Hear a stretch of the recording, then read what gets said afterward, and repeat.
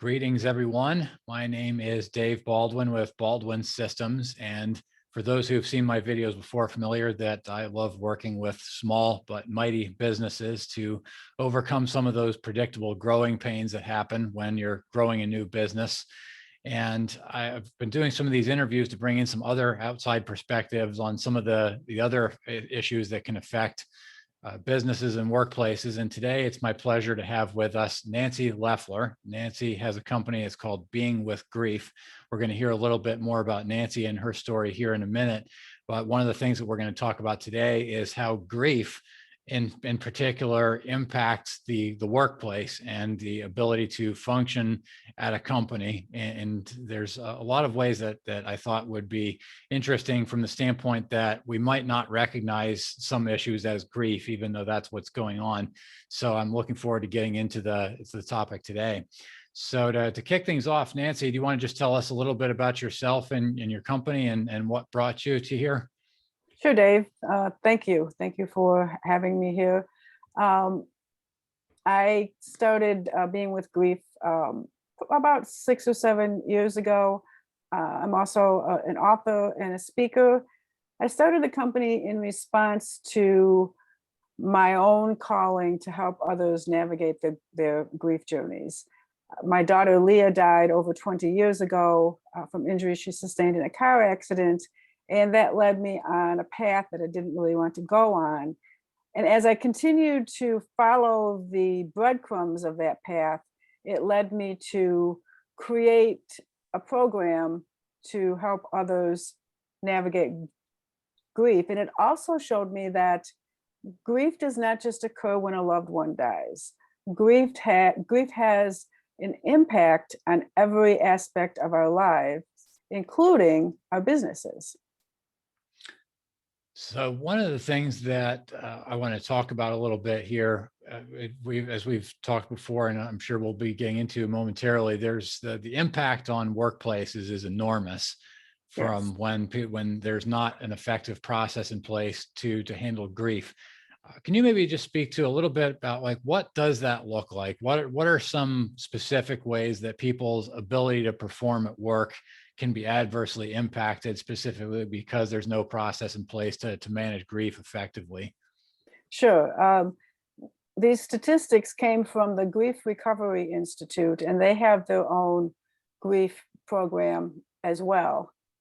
The monetary impact to a business on a yearly basis for unrecognized and unattended or unresolved grief, the impact is $116 billion a year.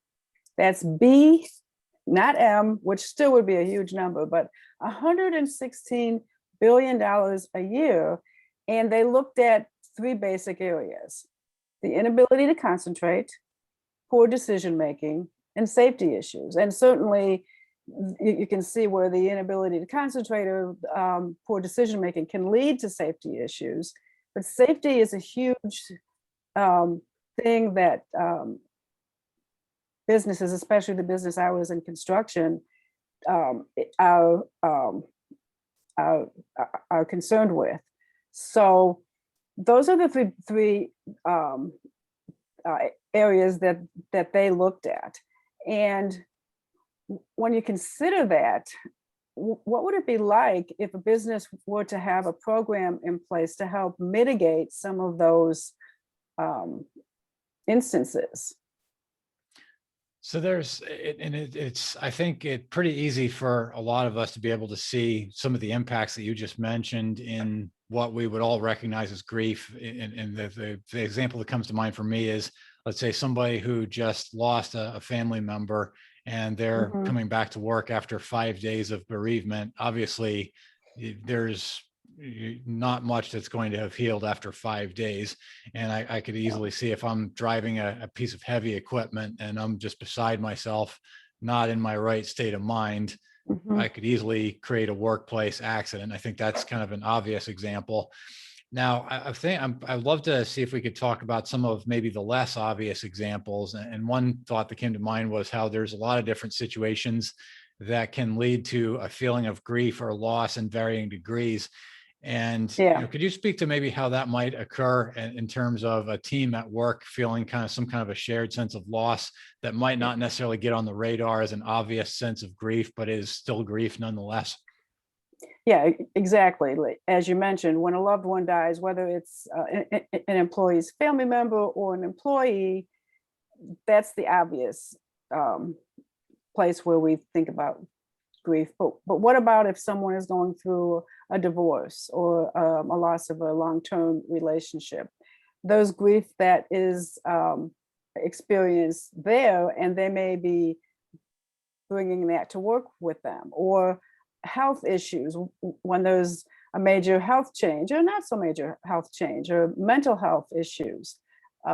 If there's a loss of, this could, if an employee sees that someone isn't doing their job the same way that they had been, there could be a loss of trust. There could be financial worries because they're wondering about how, if a team used to work cohesively and now one of the members or more members are having issues. And what happens if it is more members?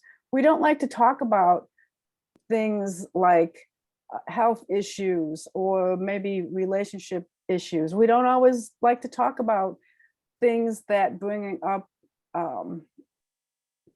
grief, what we, and we may not even recognize it as grief.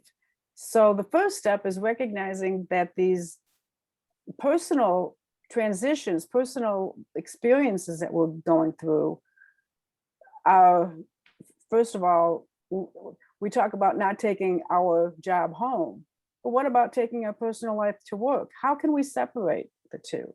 So if you're going through a hard time with health issues or with a divorce or a relationship change, or maybe you move to a new area and you're trying to acclimate to a completely new area and you don't have any support, and maybe you move there because of the job and there's a lot of pressure there. So those are just a few of the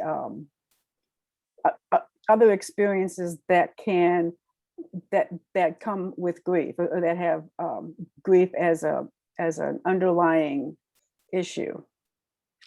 I think it's easy to see that a lot of companies still have the mentality that you should just leave your personal problems at home and don't bring them to work, which I think what you're highlighting is that's not necessarily realistic to expect that, because Exactly. that you're still the same person at home that you are at work. So if you have something, it's almost impossible to avoid it having some degree of impact. So, Exactly. so I think the question is, the next question I'll lead to is, what would you say is I mean, I understand there's no single stroke solutions, but if you had to say only one thing about what's the key to managing grief, is there anything that really rises to the top of the list as far as what people need to really be aware of? Well, being aware of, everybody processes grief differently. Being aware that life-changing transitions, like the ones we just talked about, affect us. And I really believe that grief is underlying most of the places where we're feeling stuck or where we're feeling unproductive, and allowing a place to talk about that in whatever way that is right for that person. Some people want to talk specifically about it. Other people might do better at writing about it or expressing it in some other ways. So looking at ways to have those feelings expressed is really important.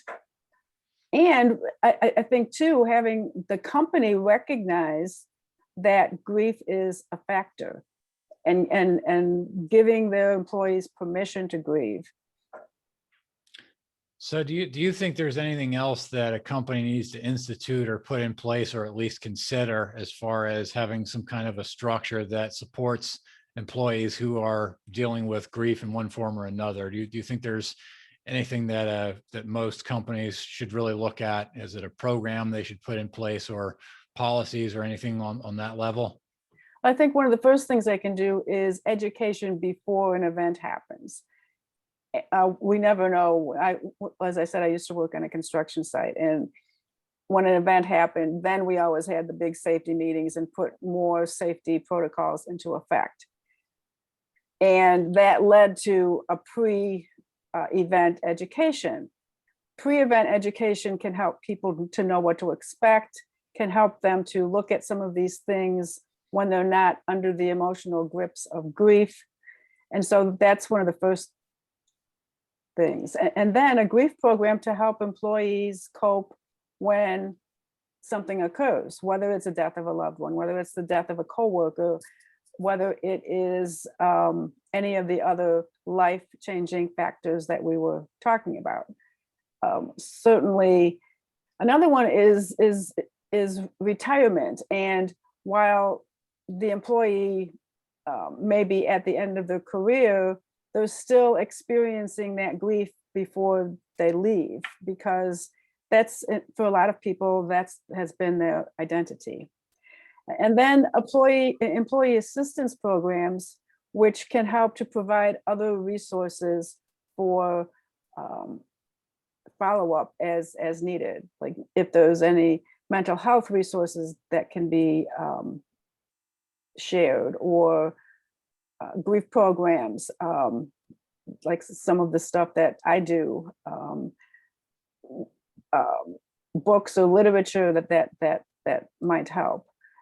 I think that all of these things, having these things available on a company level could be very beneficial to the employees. And then they won't be, if they were there already before something happens, it wouldn't be such a big, at least that's my hope, is that it wouldn't be such a big, oh, I can't talk about that. You know, so many people don't want to talk about it because it involves feeling feelings, and it's not easy. I think you made a great point about pre-event education, because I can see that I mean, I think companies may easily recognize that in a number of different areas. I think about cybersecurity, how Mhm. you know the awareness of security issues is most prevalent after an event's already happened and after the damage has already been done. And so I think in terms of grief, I could easily see how, you know, elevating the awareness in a company workplace might actually start to make people aware of leading signs of potential safety issues, or some of those initial issues that you brought up, Mhm. and how grief is playing a role in that. Right. So, well, Nancy, is there anything else that you'd like to just to mention do you think anything else, just any last closing thoughts on how grief really shows up, or anything you want to say on the subject of grief in the workplace? Yeah, I'd like to share a specific example to show our listeners graphically what can happen. Say there's an employee named Fred, and it's a coworker, and Fred dies. And Fred took care of ordering specialty parts for the team. Now he died suddenly, so the specialty parts didn't get ordered for this month, say. And this affects schedule and budget. It may affect a client relationship, because the client may not be happy and may not understand. He may not even be told why the parts weren't ordered. So it can not only affect the company's financial situation, but it also can affect the company's reputation.